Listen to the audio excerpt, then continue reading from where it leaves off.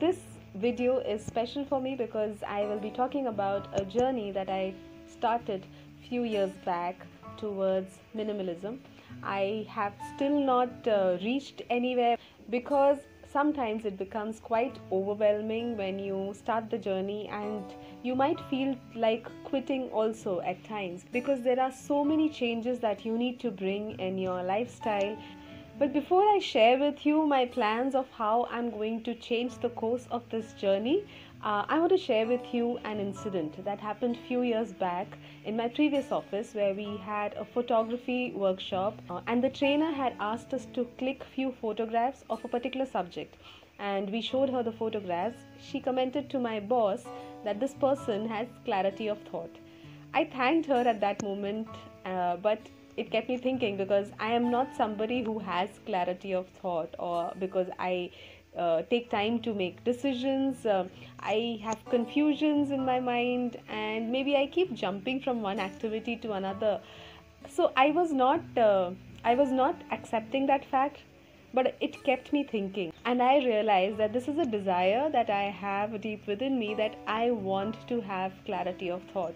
And maybe that desire that I have, the wish that I have, that I need clarity of thought, got reflected in the photograph that I took that day. I also want to share with you an article that I read which said that if you need clarity of thought, you need to declutter the space that you are in.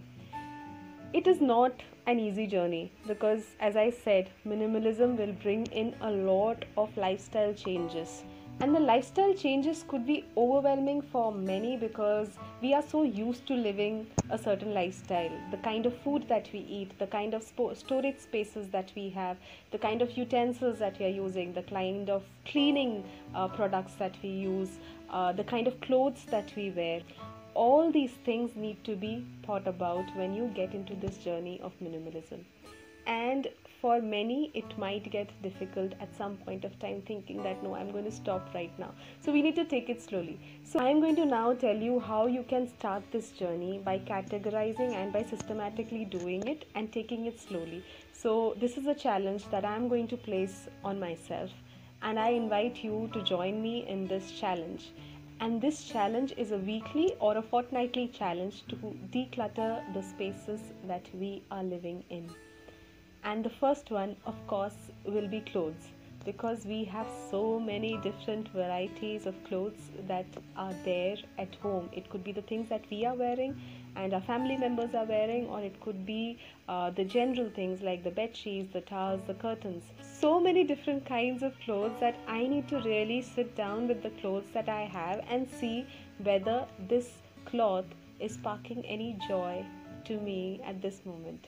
And this I learned from Marie Kondo. She says that you pick up any object and ask yourself, does this spark joy? And then you feel that it doesn't spark joy anymore to my life, or it doesn't add value anymore in my life, then it's time for it to go. So either you can pass it on to your family members, or you can pass it on to people who might need it. You can donate it to NGOs. And because it's clothes, I'm going to challenge myself to do this in 2 weeks. The steps are to bring all these clothes into one space and then put them into categories. So the clothes that you are currently wearing and will be using for a longer time, you can directly put them back to the closet. And the other ones can be divided into things that are torn or faded, things that are old but still can be used, and things that have some memories attached to it. So those for which you have memories attached to it and it's difficult to let them go, you keep it in one pack, and maybe after a few months you recheck whether you are using it or not using it, and what you would want to do with that particular set of clothes. Please do comment and let me know how you're finding your journey. So God bless you all.